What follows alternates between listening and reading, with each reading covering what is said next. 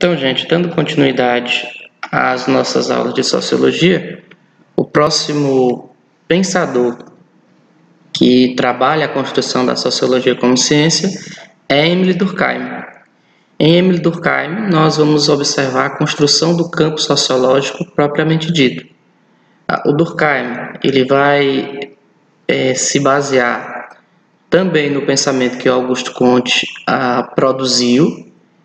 No entanto, ele vai oferecer alguns entendimentos que o Comte não havia observado e que são essenciais para que a gente possa, nesse momento histórico do século XIX, estar propondo uma análise daquilo que seja a sociedade. É importante, antes de nós começarmos a introduzir o pensamento do Durkheim, que hoje em dia o pensamento dele, de certa forma, caiu em desuso. No entanto, a importância do Durkheim para a sociologia é fundamental porque determinados conceitos trabalhados por ele foram extremamente importantes para que conceitos posteriores pudessem ser desenvolvidos. Então, quando nós falamos do Durkheim, Durkheim é um sociólogo francês que vai introduzir o primeiro curso de sociologia na França. Então, pensar a sociedade agora de uma maneira eminentemente científica, ou seja, que busca elaborar e compreender os conceitos de maneira a justificar toda uma construção social. Um outro aspecto que marca também essa construção do campo sociológico por parte do Durkheim é justamente que, no instante que ele transforma a sociologia e que ele elabora esses conceitos, tudo isso se dá através de um rigor e de uma linguagem científica. Ou seja, não é explicar no senso comum ou no achismo como a sociedade se comporta, mas é buscar na ciência e, acima de tudo, em uma linguagem bem elaborada para que esses conceitos eles possam ser compreendidos e debatidos. Um outro aspecto que vem fazer muita diferença no pensamento durkheimiano é justamente a possibilidade que ele trouxe de consolidar uma corrente de pensamento chamada de organicismo positivista. Esse organicismo positivista, ele vem defender que a sociedade ela deve ser entendida como um organismo, ou seja, como elementos que estão conexos uns aos outros e, dentro dessa conexão, cada parte vai possuir uma função específica. Então, dentro da sociedade, os indivíduos eles têm papéis diferentes, no entanto, esses papéis diferentes, eles se unem e formam um todo coeso com as ideias que determinado grupo social compartilham e vivenciam. O último aspecto que eu quero chamar a atenção de vocês são para os conceitos que o Durkheim elabora e que colaboram para a construção do pensamento sociológico. Conceitos esses que são os fatos sociais, a coesão, a anomia e as solidariedades, orgânica e mecânica. Esses conceitos nós vamos estar trabalhando na sequência. Sobre os métodos e os conceitos que o Durkheim acaba elaborando, eu quero chamar a atenção de vocês para o seguinte entendimento. Só é possível você perceber o pensamento do autor com base em seus contextos, tanto social, como histórico, e cultural e político. Por quê? Porque esses elementos eles vão ser definidores dos posicionamentos do pensador em relação justamente às correntes filosóficas e políticas as quais ele acaba sofrendo influência. Então, o indivíduo, na visão do Durkheim, isso vai influenciar no seu método, ele é sim influenciado por aquilo que é produzido pelos outros indivíduos, ou seja, pela sociedade. Um outro aspecto que marca a questão do método e do conceito do Durkheim é justamente que esses contextos que são importantes para o entendimento da sociologia como ciência e, por consequência, o entendimento da sociedade é que as revoluções, tanto a industrial como a burguesa, vão oferecer o objeto e os métodos que são próprios da sociologia. Então, esses dois marcos da história humana são imprescindíveis e devem ser levados em consideração para que o todo social ele possa ser compreendido. Até mesmo porque depois desses dois momentos históricos, a Revolução Industrial e a Revolução Burguesa, todos os contextos humanos eles vão sofrer transformações numa velocidade e numa dinâmica que até então não se havia percebido, né? Não se havia vivenciado. Bem, falando dos fatos sociais, o fato social ele vai ser entendido como algo exterior ao indivíduo, ou seja, algo que acontece fora da situação eminentemente orgânica e psicológica dos indivíduos.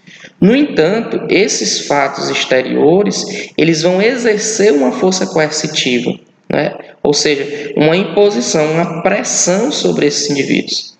Por isso que lá, quando nós iniciávamos a fala sobre os métodos, nós colocávamos que os contextos social, histórico, cultural e político, eles interferem na maneira como o indivíduo se comporta, eles interferem na maneira como o indivíduo encara os contextos sociais.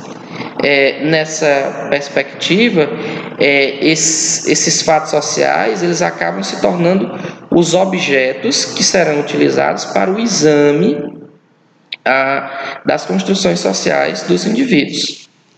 Quando nós falamos de fatos sociais, eles podem ter duas categorias, né?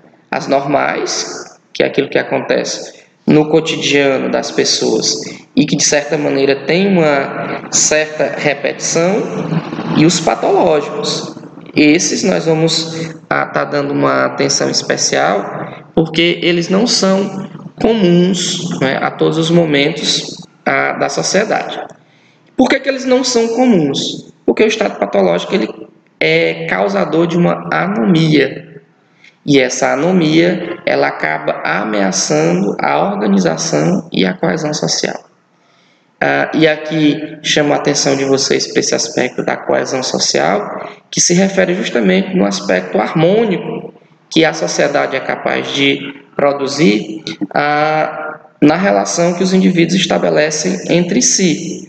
Então, embora nós tenhamos maneiras diferentes de encarar a realidade, essa realidade ela pode ser sim compreendida, não é?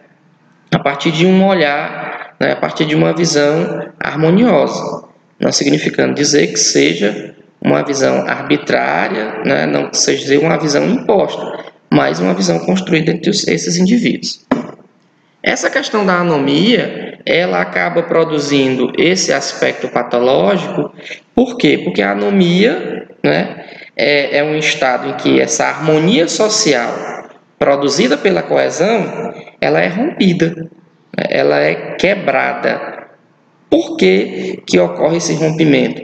Justamente porque a anomia ela é responsável pelas instabilidades e pelas perdas de referenciais que porventura a sociedade possa passar.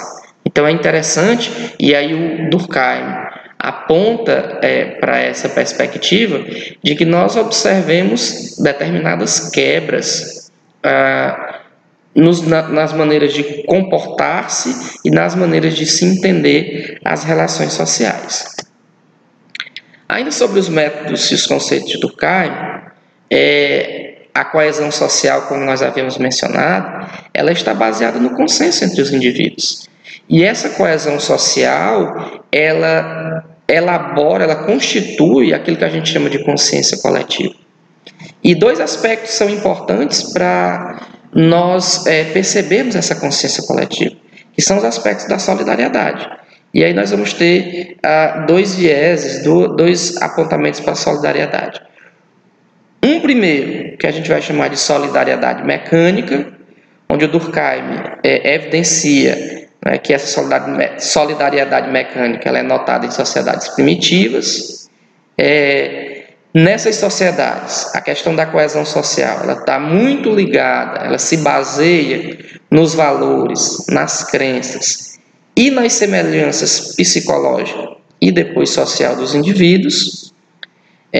A solidariedade mecânica ela acaba visando a manutenção de determinada tradição, ou seja, daquilo que acontece, né, ao longo do tempo, né, e que vem se repetindo e sofrendo poucas alterações. E o último aspecto, que é a pouca, né, ou a reduzida divisão social do trabalho. Então, existem nos grupos sociais um número reduzido de indivíduos que acabam exercendo todos os papéis, todos os contextos sociais.